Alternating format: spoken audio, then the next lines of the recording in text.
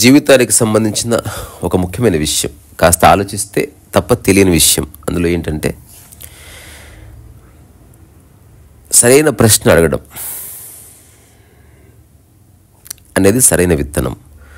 చాలామంది అడుగుతారు కానీ సరైన ప్రశ్న అడగరు. అందుకని వాళ్ళకి ఎప్పుడు తప్పుడు జవాబులు, తప్పుడు సూచనలే లభిస్తాయి. సో జెన్లో ఈ విషయాన్ని యాక్సెంచుయేట్ చేస్తారు. Ask the right question. సరైన ప్రశ్న అడిగితేనే నీకు సరైన జవాబు ఇవ్వబడుతుంది. చాలాసార్లు ఇలాంటి కాంటెక్స్ట్ రాయబడ్డది. ఎవరన్నా ప్రశ్న అడిగినప్పుడు జవాబు ఇవ్వకుండా ఇది ప్రశ్న తప్పు అని చెప్పి పంపిస్తారు. ఫస్ట్ ప్రశ్నని ఫామ్ చేయడం తెలుసుకోవాలి.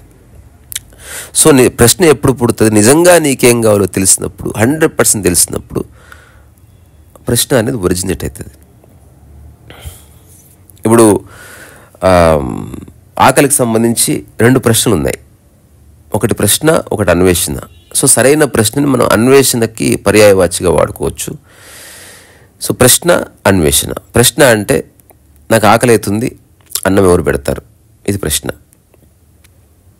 నెక్స్ట్ రేపు మళ్ళీ వస్తుంది, ఆకలి అవుతుంది, అన్నం ఎవరు పెడతారు? అన్వేషణ ఏమిటి?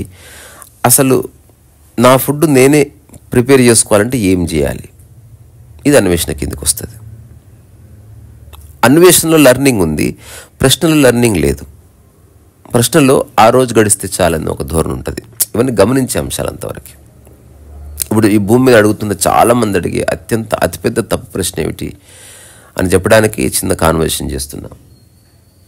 ధ్యానం ఎలా చేయాలి? ఇది తప్పు ప్రశ్న. ఇది అసలు ధ్యానం అంటే ఏమిటి? ఇది రైట్ ప్రశ్న. ధ్యానం అంటే ఏంటో తెలియకుండా ధ్యానం ఎలా చేయాలో ప్రశ్న అడిగినప్పుడు ఖచ్చితంగా నువ్వు తప్పుదో పడతావు. What is method for meditation అనే కాంటెక్స్ట్ వేరే, బట్ వాట్ ఈస్ మెడిటేషన్ అన్న కాంటెక్స్ట్ కంప్లీట్గా వేరే. ధ్యానం ఎలా చేయాలన్న దానికి 1,00,000 పద్ధతులు ఉండొచ్చు, 1,00,000 జవాబులు ఉండొచ్చు. బట్ ధ్యానం అంటే ఏమిటి? ఒకటే ఉంటుంది. ఇప్పుడు మీరు కనుక ఈ ప్రశ్న అడిగితే ఇప్పుడు జవాబు ఇచ్చేవాళ్ళు దొరికిపోతారు. చాలా వాళ్ళకు కూడా తెలియదు. ఎందుకంటే వాళ్ళకు పద్ధతే తెలుసు, ధ్యానం తెలియదు. ఇది ఇంకా తేలిగ్గా అర్థం కావాలంటే ఇలా అర్థం చేసుకుందాం. టమాటాతో ఏమేమి ఉండొచ్చు? ఒకటి. రెండోది, టమాటా అంటే ఏమిటి అసలు? సో ఈ టమాటా అంటే ఏమిటన్నది నేనంటే ఎవరో తెలుసుకునే ఒకనొక అన్వేషణ లాంటిది. సో మూలాన్ని పట్టుకున్న వాడికి అన్వేషణ, సూపర్ఫిషియల్ విషయాలను పట్టుకున్న వాడికి ప్రశ్నలు ఉంటాయి, అంతే. సో ప్రశ్నలు అనేకం, అన్వేషణలు కొన్ని. సో ప్రశ్నలు, ఈ బస్సు ఎక్కడ ఆగుతుంది, లేకపోతే ఏ రంగు బట్టలు వేసుకోవాలి? అన్వేషణ అంటే ఏమిటి? ఏం చేస్తే ఈ వేరే వాళ్ళ గురించి ఆలోచనలు పోతాయి? ఇదొక అన్వేషణ. ధ్యానం ఏమిటి అసలు? దేన్ని మనం ధ్యానం అంటాం? ఇప్పుడు ఇది సరైన వ్యక్తి ఇచ్చే ఆన్సర్ కోసం వెతకడం అన్వేషణ. పద్ధతి అనేది 1 గంట సేపట్లో దొరుకుతుంది. ఎనీ ఆశ్రమం యుగో పద్ధతుల బండారం ఉంది, సెట్ ఆఫ్ రూల్స్ ఉన్నాయి, అన్నీ ఉన్నాయి, దరిద్రాలు అన్నీ ఉన్నాయి. అంటే పాజిటివ్ దరిద్రాల గురించి చెప్తున్నా. But what is meditation? This is the right question. ఉద్యోగం ఎత్తుకులాడడం అనేది సూపర్ఫిషియల్. డబ్బు నా జీవితం మీద నాకు డబ్బుకున్న సంబంధం ఏమిటి అన్నది real enquiry.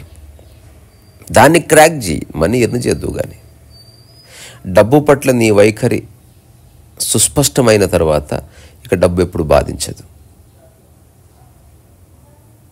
So asking the right question అనేది ఒక గ్రేటెస్ట్ ఆర్ట్.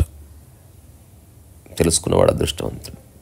సో నెక్స్ట్ ఎవరన్నా అడిగినప్పుడు చూడండి, సూపర్ఫిషియల్ విషయాల గురించి అడుగుతున్నారా, లేకపోతే దాని కోర్లోకి ఎంటర్ అవుతున్నారా? ఏ ప్రశ్న అడిగితే మీకు రోజువారీ వ్యవహారాలు క్లియర్ అవుతాయో అవి ప్రశ్నలు. ఏ ప్రశ్నకు జవాబు తెలుసుకుంటే మీ జీవితం క్లియర్ అయిందో, జీవితం నుంచే సంశయం వెళ్ళిపోయిందో అటువంటి ఒక ప్రశ్నని అన్వేషణ అనొచ్చు, ఎంక్వైరర్. అందుకే ఆధ్యాత్మిక పరంగా ఎంక్వైరర్ అంటున్నాం.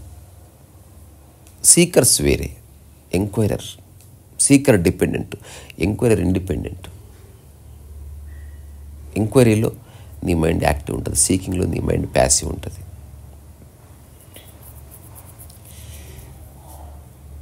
సో సరైన ప్రశ్న అడగడం చాలా ముఖ్యం. ఒక జెన్ మాస్టర్ దగ్గరికి ఒక వ్యక్తి వచ్చాడంట. ఆ వచ్చిన వ్యక్తి ఇలా అంటున్నాడు, ప్రతిరోజు ధ్యానం చేస్తే ఎన్లైటన్మెంట్ అవుతుందా అండి? And Zen master side ask the right question. Right question ఏంది?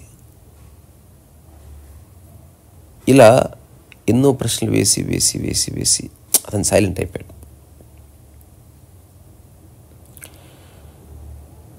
ఆ సైలెన్స్ అయినప్పుడు అన్ని రోజుల్లోనూ ఎప్పుడు గమనించలే తన మాస్టర్ని. అప్పుడు ఆ మాస్టర్ ఏం చేస్తున్నాడు, ఒక ఇస్త్రీ పెట్టే ఓపెన్ చేసి దాన్ని ప్యూర్గా క్లీన్ చేస్తున్నాడు.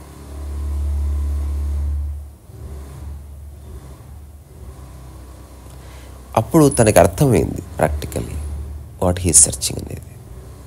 అక్కడి నుంచి వెళ్ళిపోయి తను జీవితంతో అట్లా మమేకమైపోయాడు. వంట చేస్తే పరిపూర్ణంగా వంట చేయడం, ప్రపంచమే లేదు, మర్చిపోబడింది అన్నట్టుగా. అట్లా జవాబు దొరకాలి కంప్లీట్గా. రమణ మహర్షి ఎవరు అంటే అసలు ఏ ప్రశ్నలు లేని మనస్సు అది. ప్రశ్నలు ఉండవచ్చునేమో, అన్వేషణే లేదు, అయిపోయింది అన్వేషణ. అంటే జీవితానికి సంబంధించిన అన్ని విషయాలు సమగ్రంగా అర్థం చేసుకోబడ్డాయి. చిన్నపిల్లలు అడుగుతారు కదా, అవన్నీ ప్రశ్నలు. అన్వేషణ అనేది ఎదిగిన మనసు అడుగుతుంది, ఎదుగుతున్న మనసు ప్రశ్నలు అడుగుతుంది, తప్పించుకునే మనసు ప్రశ్నలు అడుగుతుంది, తాత్కాలిక ఉపశాంతుల కోసం ప్రయత్నం చేసే ప్రశ్నలు అడుగుతుంది. కంప్లీట్ సాల్వేషన్ కోసం వెతికే మైండ్ అడిగే ప్రశ్నలు అన్వేషణ యొక్క అంతసూత్రం దాగుంటుంది. అది ఒక ఆల్కెమీ, ఒక రసవాదం అది. సో అందుకే ఆస్క్ ద రైట్ క్వశ్చన్. నోరుంది కాబట్టి ఏదైనా అడగచ్చు కదా. కనుక సమగ్రతలో నుంచి ఒక ప్రశ్న ఉదయిస్తే ఎట్లా ఉంటుంది అన్నది క్వైటెస్ట్ ఎక్స్ట్రాడినరీ థింగ్ అది. సో రైట్ క్వశ్చన్ అనే దాని మీద మనసు లగ్నం చేయడంతోనే మనసు కుదుట పడడం స్టార్ట్ అవుతుంది. సరైన ప్రశ్న అది నిన్ను లిబరేట్ చేయాల్సి ద అన్వేషణ. అట్లా ఏదైనా మెడిసిన్ వచ్చినప్పుడు we go for the right medicine. ఏదో ట్యాబ్లెట్ అనంగా అట్లా అలాగనే తెల్లగున్నవన్నీ ట్యాబ్లెట్సే అని కూడా నిర్ధారణకు రావడానికి లేదు. So let me reiterate 2 questions. ధ్యానం ఎలా చేయాలి? ఇది general question. What is meditation? దీనికి సంబంధించిన ఒక చిన్న చర్చ ఈరోజు కొన్ని ఫ్యూ అవర్స్ తర్వాత పోస్ట్ చేస్తాను. ఒక మిత్రునితో జరిగింది, వినండి. What is meditation? మెడిటేషన్ ఎలా చేయాలి కాదు, what is meditation? Very Saras voice.